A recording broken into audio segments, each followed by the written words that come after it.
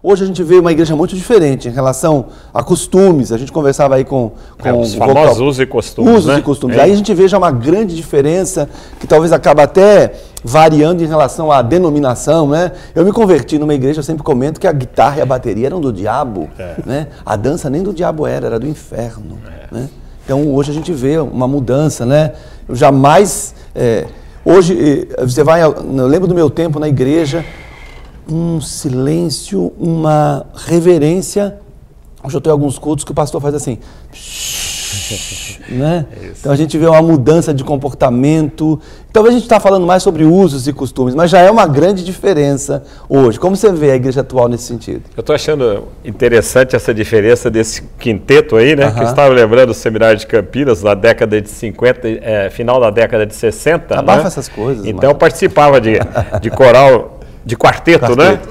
Isso foi desaparecendo, parece, de algumas igrejas. Agora eu estou muito feliz voltando aqui. Então, com essa criatividade toda de vocês aí, que passa a ser um quinteto, né? Maravilha. Inclusive imitando os instrumentos, né? Bom demais. E assim por diante. Mas eu acho que está acontecendo algo, para falar em celebrações, o excesso de volume de som em cultos. Que às vezes está prejudicando a audição da terceira idade, como eu e de tantos outros. O instrumental fica tão forte que a mensagem da letra não aparece. Que é o principal, né? Isso. Porque rock é para ser ao ar livre, né? E assim por diante. Então esse modelo, né, ficou muito forte dentro de locais que não comportam a altura do som, né? E assim por diante. Mas essa imagem da igreja atual... ela tem um aspecto também que realmente é positivo, né? Na questão de usos e costumes. Nessa questão de usos e costumes, alguém falava, poxa vida, ali no Barro Preto, a quantidade de lojas que tem ali, e de muitos evangélicos, né? Então, certas roupas que são lá vendidas para mulheres, então, para entrar num templo, fica meio assim fora de contexto, não é verdade? Mas muitas delas lá, que vendem, dão o dízimo na igreja. Na verdade, é um contrassenso, mas isso está acontecendo. Aquelas que criticam negativamente, né? Então, essa questão de usos e costumes, do culto ser mais, vamos dizer, no estilo mais jovem, de adolescente, tudo bem. Mas há um lugar que realmente a proclamação da palavra, ela começou a ter realmente formas diferentes de comunicação. A gente vai mudando, né? E vai compreendendo, porque a mídia está aí ensinando para a gente todos os dias. Ao bom e ao ruim.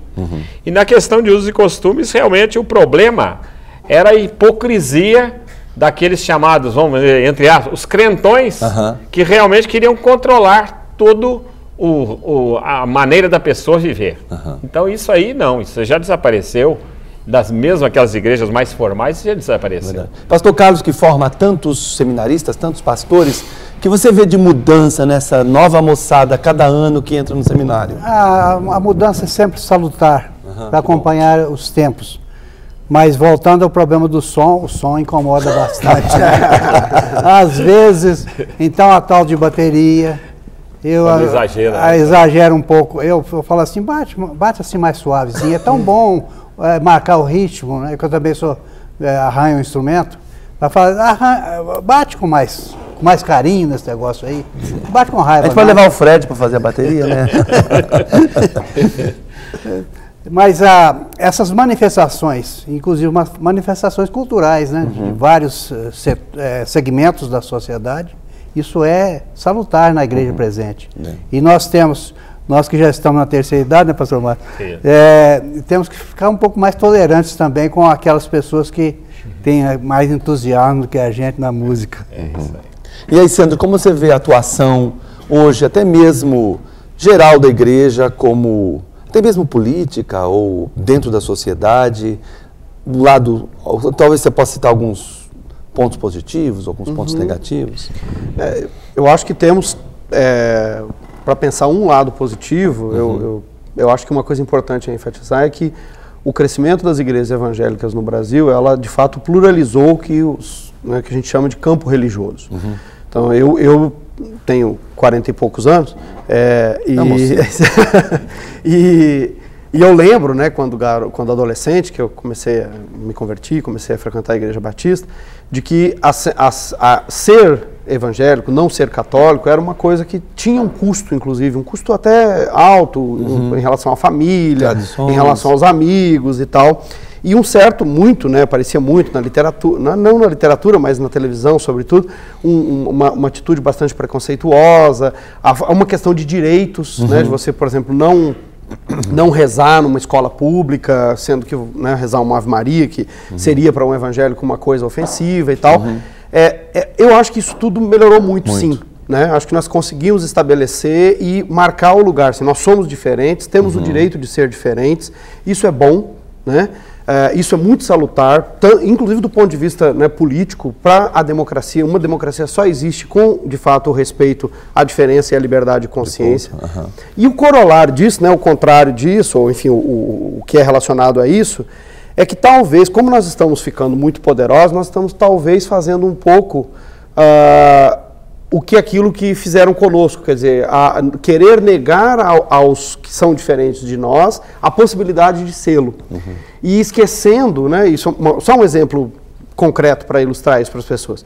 Nos anos 30 e nos anos 40, os evangélicos fizeram um movimento, fizeram inclusive um manifesto político, pelo fim da interferência do campo religioso no Estado. E pelo fim do ensino religioso e dos símbolos religiosos nos espaços públicos. Por que foi feito isso? Porque os evangélicos eram minoria e os símbolos religiosos nos espaços públicos significavam os símbolos católicos. Como os evangélicos cresceram e eventualmente conseguem ocupar alguns espaços, eu me surpreendo dos evangélicos serem contra, né, o processo de laicização do Estado. Por quê? Porque a laicização do Estado é exatamente a garantia da liberdade dos próprios religiosos. Por incrível que pareça, porque senão você tem ou o domínio de uma igreja ou de outra. Né? Como nós não queremos que nenhuma igreja domine sobre outra, a única opção que nós inventamos historicamente é um Estado que tenha respeito pelas igrejas, mas que não se comprometa com um com o outro. E, portanto, haja enquanto Estado como Estado. E uma outra coisa, só para finalizar, que me parece assim, uma coisa mais sociológica, quem tem falado muito disso é o professor Paul Freston, inclusive numa conferência recente, é de que o crescimento evangélico parece que está batendo no teto. E isso vai colocar um problema interessante, que quando você está crescendo, né, igual na vida da gente, quando você está crescendo, você tem uma série de demandas e necessidades. E coisas que você pode fazer e que você precisa. Quando você parou de crescer, estabilizou, as demandas passam a ser outras. Então, me parece muito interessante, por exemplo, a demanda nas igrejas pentecostais, mesmo neopentecostais, e mesmo nas tradicionais que se avivaram, pela questão do estudo teológico, que foi uma coisa muito rejeitada, muito desprezada durante um tempo. A questão da música, por exemplo, o grupo que está nos abrilhantando hoje é um exemplo clássico disso, né? Nós nos pluralizamos demais em termos, não demais, mas nos pluralizamos totalmente e abrimos para todos os ritmos, e hoje nós estamos nos perguntando, mas o que é específico de uma música cristã? O que marca uma música? É só a letra? Então eu posso pegar, igual foi feito, posso citar porque é público, né? A Gretchen lá pegou o Piripiri, que é uma música dos anos 70, quem foi garoto na minha idade sabe o que significou, né? A Gretchen cantava lá o Piripiri e tinha, obviamente, uma conotação, que acho que era só Piripiri mesmo, não me lembro bem a letra agora.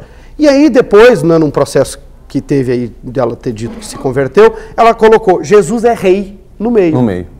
E deu. Então, a gente converte a música, é assim? A gente bota uma letra, né, bota Jesus em algum lugar da letra e isso vira música cristã? Acho que esses debates, né, são questões que as igrejas pentecostais, neopentecostais, históricas e tal, terão que se haver contemporaneamente. E eu acho isso é o que significa para você bater no teto, quer dizer, chega no momento que você tem que rediscutir isso tudo. E as demandas das pessoas passam a ser diferentes, porque uma coisa é que você está indo, chegando, só tem novos convertidos na igreja. Agora, Sandro, e talvez os pastores, talvez porque nós estamos muito parecidos uns com os outros?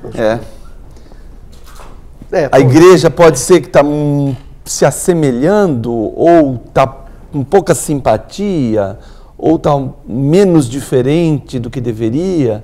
É algo para a gente, né? Porque chegou num teto. Eu concordo com você que tem muita coisa que a gente precisa rediscutir. Porque de repente, até mesmo citando a música, a gente pega qualquer letra que for usada, qualquer música que for usada como uma letra pornográfica, a gente muda a letra falando de Deus e virou uma música cristã, né? Então, será que nós, como cristãos da igreja atual, não estamos muito parecidos ou deixando que coisas que não são provenientes de estar no meio da igreja cheguem até nós? Ou será que nós não estamos recebendo muita coisa com passividade? Você acha, pastor Josué, que muitos de nós, ou algumas denominações, são mais passivas em relação a absorver as coisas que o mundo oferece? Eu já comentei sobre um programa outro dia que eu vi no rádio, uma entrevista com uma jovem. Ela fez uma pontinha numa novela e estava se sentindo já a estrela, né? Subcelebridade. E a celebridade. Então ela dizia assim na rádio: a igreja, ela precisa ficar parecida com os artistas. Tem que falar a língua dos artistas para ela poder receber essa pessoa na igreja e falar igual. Aí eu pensei comigo, mas não é a gente quando se converte que a gente se torna uma nova criatura e o povo de Deus é parecido? Então eu não sei se nós estamos nos conformando com esse mundo, talvez. É o que o pastor ele falou no início, ele citou um texto de Romanos: você não pegar a forma do mundo, se transformar, se amoldar de acordo com o que o mundo é, e tentar trazer isso como se fosse um meio de conseguir conquistar pessoas para Cristo. Fosse um meio, uma maneira de você ter um entretenimento na igreja, e aquilo ali fosse uma maneira de você trazer os jovens, trazer os anciões, ou seja, conquistá-los. O que faz essa conquista é a própria palavra que vai alcançá-los, né? Então a gente tenta arranjar um meio, né, uma maneira de que o mundo usa, então a gente também quer se igualar. E eu acho que uma coisa primordial seria conhecimento. Oséias 4:6, ela dá uma dica, né? O meu povo tem perecido por falta de conhecimento. Então a falta desse conhecimento, de ouvir o que as pessoas falam. Essa semana uma pessoa chegou perto de mim: tem um espaço jovem para jovens lá em Contagem.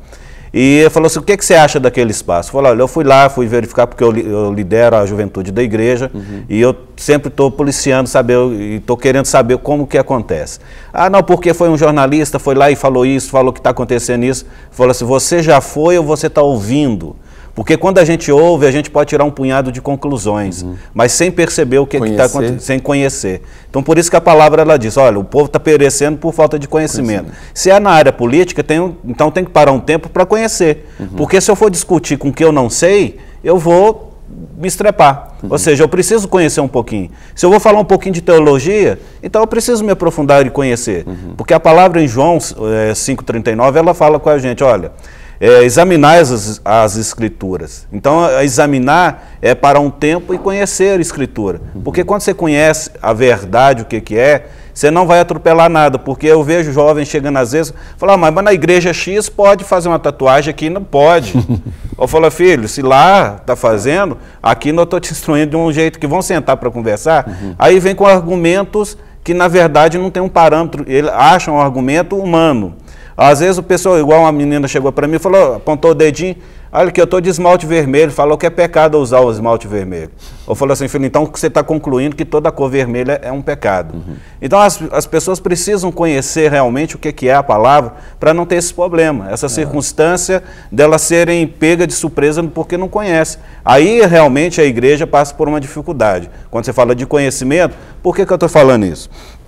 Porque eu paro com pessoas para explicar a palavra, e as pessoas falam assim: ó, eu tenho 3, 4 anos na igreja. Eu falei: como que é a sua leitura bíblica, filho? Ela falou assim: ó, eu só leio essa palavra aqui da seguinte maneira: no dia que eu estou muito ruim, aí eu leio Provérbios e leio Salmos. Salmo 91. Aí eu não leio mais nada, mas se eu cair num negócio que eu não entendi, eu paro de ler. Eu falei: e as outras passagens bíblicas? Não dá, eu não compreendo nada.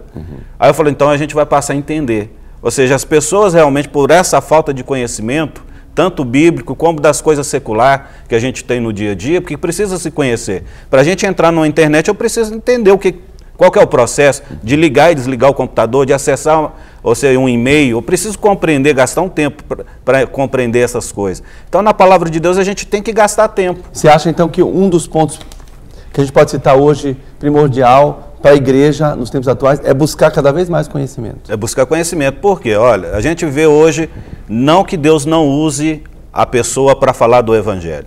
Deus só traz à memória o que eu sei. E o que não tem, se a gente pensar assim, vamos pensar numa conta que 2 mais 2, 4. Porque já está na mente, não está? Mas 144 vezes 12. Peraí, vamos fazer o cálculo, porque não está na mente. Eu preciso gastar um tempo. Entendeu? 12 vezes 12 está no Apocalipse, né? Dá 144. 144. Né? Quero aproveitar, a gente está terminando o programa, né? É um tema tão vasto que a gente pode... Mas algo muito rápido, o balanço da igreja atual. Positivo?